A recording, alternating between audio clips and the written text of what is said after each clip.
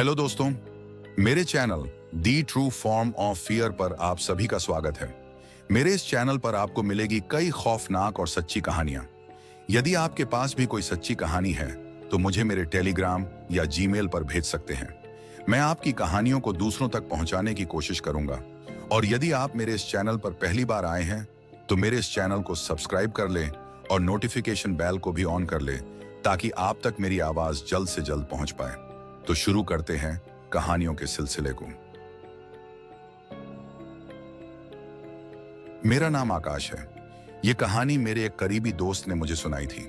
जब मैंने इसे सुना तो मेरी रूह कांप गई। यह कोई साधारण कहानी नहीं थी। यह एक छोटी बच्ची, उसकी मां और एक रहस्यमयी गुड़िया की दास्तान थी। लेकिन यह गुड़िया किसी आम खिलौने जैसी नहीं थी। अंजलि 8 साल की एक मासूम बच्ची थी, भोली, चंचल और हमेशा मुस्कुराने वाली। उसकी मां सीमा एक अकेली मां थी जो अपनी बेटी से बहुत प्यार करती थी। वे दोनों शहर के एक पुराने मोहल्ले में रहते थे। घर छोटा था लेकिन दोनों के लिए वही पूरी दुनिया थी। एक दिन स्कूल से लौटते समय अंजलि को स्कूल के बाहर एक अजीब सी गुड़िया पड़ी मिली। वह कोई साधारण गुड़िया नहीं थी। उसे देखकर ऐसा लग रहा था कि यह हाथ से बनाई गई थी। पूरी गुड़िया पर लाल धागे लिपटे हुए थे, मानो किसी विशेष विधि से उसे तैयार किया गया हो। सबसे अजीब बात थी उसकी आंखें, बिल्कुल काली और गहरी, जैसे किसी को घूर रही हों। अंजलि को वह गुड़िया बहुत पसंद आ गई। उसने बिना कुछ सोचे समझे उसे उठा लिया और अपने बैग में रख लिया। दोपहर को जब वह घर पहुंची तो उसने खुशी खुशी अपनी मां को वह गुड़िया दिखाई। मम्मा देखो, मुझे ये मिली, कितनी प्यारी है ना। सीमा ने जैसे ही गुड़िया देखी उसके दिल में अजीब सी घबराहट हुई। उसे गुड़िया की आंखों में कुछ ऐसा लगा जिससे वह असहज हो गई। अंजलि, ये कहां से लाई? स्कूल के बाहर पड़ी थी, कोई छोड़ गया होगा। मैं इसे रख सकती हूं ना? सीमा को यह ठीक नहीं लग रहा था। उसे महसूस हो रहा था कि इस गुड़िया के साथ कुछ गलत है। नहीं बेटा, हमें यह घर नहीं लानी चाहिए थी, इसे बाहर फेंक दो। लेकिन अंजलि ने जिद पकड़ ली। नहीं मम्मा, मुझे यह बहुत पसंद है, मैं इसे अपने पास रखूंगी। सीमा ने गहरी सांस ली और सोचा कि शायद यह सिर्फ उसका वहम है। उसने अंजलि को मना नहीं किया, लेकिन उसे क्या पता था कि उसकी सबसे बड़ी भूल यही थी। पहली ही रात अंजलि अपनी गुड़िया को लेकर बहुत खुश थी। वह उससे बातें कर रही थी, उसके बाल संवार रही थी और उसे अपने पास रखकर सो गई। लेकिन आधी रात को सीमा की आंख खुली। उसे अंजलि के कमरे से हल्की हल्की फुसफुसाहट सुनाई दी। वह चौंक गई कि इतनी रात को अंजलि किससे बात कर रही है। वह धीरे धीरे उसके कमरे की ओर बढ़ी। दरवाजे से झांक कर देखा तो अंजलि अपने बिस्तर पर बैठी थी और धीमे धीमे गुड़िया से बातें कर रही थी। तुम्हारा नाम क्या है? कुछ सेकंड तक सन्नाटा रहा। फिर अंजलि बोली, अच्छा, तुम्हें मेरे साथ रहना अच्छा लगता है। सीमा के रोंगटे खड़े हो गए। अंजलि! अंजलि चौंक गई और उसकी तरफ देखने लगी। तुम इतनी रात को किससे बात कर रही हो? अंजलि हंस पड़ी। मम्मा, मैं बस इस गुड़िया से बातें कर रही थी। सीमा को कुछ अजीब लगा, लेकिन उसने ज्यादा ध्यान नहीं दिया। लेकिन अगले ही दिन से अजीब घटनाएं शुरू हो गईं। हर सुबह सीमा देखती कि गुड़िया का स्थान बदल चुका है। पहले वह अंजलि के बिस्तर पर होती थी, फिर कभी अलमारी में, कभी दरवाजे के पास। सीमा को यकीन नहीं हो रहा था। वह समझ नहीं पा रही थी कि यह कैसे हो सकता है। एक रात उसने सोने से पहले गुड़िया को अंजलि से दूर रख दिया, लेकिन जब सुबह हुई तो सीमा की आंखें फटी रह गईं। गुड़िया अंजलि के पास वापस आ गई थी। अब सीमा को यकीन हो गया था कि कुछ गलत था।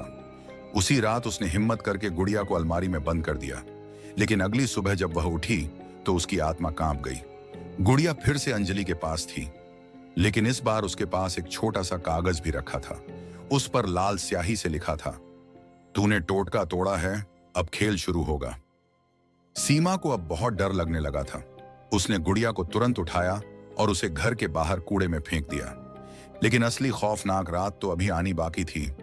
उस रात सीमा को कुछ अजीब लगा। अंजलि के कमरे से कोई आवाज नहीं आ रही थी। जब वह उसके कमरे में पहुंची तो उसने जो देखा उसने उसकी आत्मा हिला दी। अंजलि अपने बिस्तर पर बैठी थी, बिल्कुल सीधी। उसकी आंखें खुली थीं, लेकिन वह पलकें तक नहीं झपका रही थी।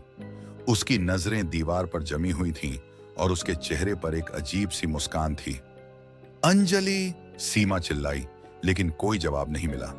सीमा ने उसे झकझोरा, लेकिन अंजलि एक मूर्तिवत बैठी रही। तभी अचानक दरवाजे की दरार से एक फुसफुसाहट सुनाई दी।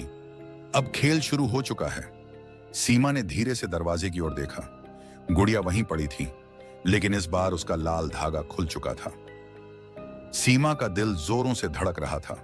उसने कांपते हाथों से अंजलि को पकड़कर हिलाया, लेकिन बच्ची की आंखें अभी भी दीवार पर जमी थीं। उसकी सांसें चल रही थीं, मगर वह एक पुतले की तरह निर्जीव बैठी थी। सीमा की नजर दरवाजे के पास रखी गुड़िया पर गई। लाल धागा अब पूरी तरह खुल चुका था और उसके चेहरे पर एक अजीब सी काली छाया दिख रही थी। कमरे में अजीब सा ठंडापन था, जैसे किसी ने अभी अभी वहां से अपनी मौजूदगी हटाई हो। सीमा ने घबराकर अंजलि को झकझोरा, बेटा उठो, देखो मम्मा यहां है। अचानक अंजलि की पलकें झपकीं और उसकी आंखें सीमा की ओर मुड़ गईं। लेकिन ये उसकी बेटी की आंखें नहीं थीं। वे ठंडी, भावहीन और खाली थीं। सीमा का दिल दहल गया। अंजलि, अंजलि मुस्कुराई, लेकिन वह मुस्कान उसकी बेटी की नहीं थी। यह कुछ और था, कुछ भयानक। सीमा को समझ नहीं आ रहा था कि वह क्या करे। उसकी बेटी उसके सामने थी, लेकिन कुछ तो था जो बहुत गलत लग रहा था। तभी अंजलि की आवाज आई, मगर यह उसकी मासूम आवाज नहीं थी। यह भारी, धीमी और किसी अजनबी की तरह थी। अब खेल शुरू हो चुका है। सीमा ने झट से अंजलि को अपनी बाहों में खींच लिया और कमरे से बाहर दौड़ पड़ी।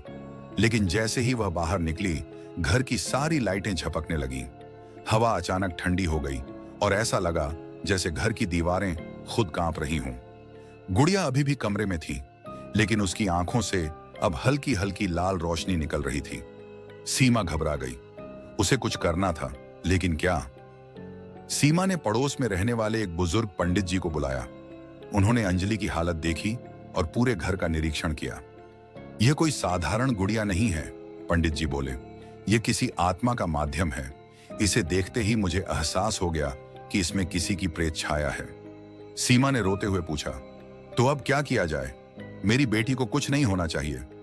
पंडित जी ने गहरी सांस ली। इस गुड़िया को तुरंत नष्ट करना होगा, लेकिन यह इतना आसान नहीं होगा। इसे किसी भी आम आग से जलाया नहीं जा सकता। इसके पीछे एक बड़ी शक्ति है। पंडित जी ने अपनी किताबों से कुछ प्राचीन ग्रंथ निकाले और गुड़िया पर नजर डाली। कुछ देर बाद उन्होंने बताया कि यह गुड़िया किसी पुराने अनुष्ठान का हिस्सा थी। कई साल पहले एक लड़की को तांत्रिक साधना के लिए बलिदान किया गया था। उसकी आत्मा इस गुड़िया में बसी रह गई। जब भी कोई इस गुड़िया को अपनाता है, उसकी आत्मा धीरे धीरे उसके शरीर में समा जाती है, और जब लाल धागा पूरी तरह खुल जाता है तो आत्मा उस व्यक्ति को पूरी तरह अपने वश में कर लेती है। पंडित जी ने सिर हिलाया। हमें जल्दी करनी होगी। अगर आत्मा पूरी तरह हावी हो गई तो आपकी बेटी को वापस लाना असंभव हो जाएगा। पंडित जी ने एक अनुष्ठान की तैयारी शुरू की। उन्होंने कहा कि गुड़िया को एक विशेष यज्ञ में जलाना होगा, तभी आत्मा मुक्त होगी। रात के अंधेरे में सीमा, पंडित जी और कुछ अन्य लोगों ने मिलकर अनुष्ठान शुरू किया। गुड़िया को मंत्रों के बीच आग में डाला गया। जैसे ही लपटें उठीं, पूरा घर अचानक हिलने लगा। अचानक अंजलि ने जोर से चीख मारी। उसकी आंखें फिर से लाल हो गईं और उसका शरीर हवा में उठने लगा। सीमा रोते हुए पंडित जी से बोली, प्लीज मेरी बेटी को बचाइए। पंडित जी ने मंत्रों की गति तेज कर दी। आग और भड़क उठी और गुड़िया से एक काली छाया निकलने लगी। वह भयंकर चीख रही थी, जैसे किसी को बदला लेना हो। सीमा ने अपनी पूरी ताकत से अंजलि को पकड़ रखा था। पंडित जी ने एक आखिरी मंत्र पढ़ा और अचानक सब कुछ शांत हो गया। अगले ही पल अंजलि जमीन पर गिर गई। उसकी सांसें तेज थीं, लेकिन उसकी आंखें अब पहले जैसी थीं, डरी हुई मगर जिंदा। सीमा ने अंजलि को अपनी बाहों में कसकर पकड़ लिया। पंडित जी ने कहा, अब खतरा टल गया है। आत्मा मुक्त हो चुकी है। यह गुड़िया अब किसी को परेशान नहीं करेगी। सीमा ने भगवान का धन्यवाद किया। उसने अंजलि को देखा, जो अब फिर से वही मासूम बच्ची लग रही थी।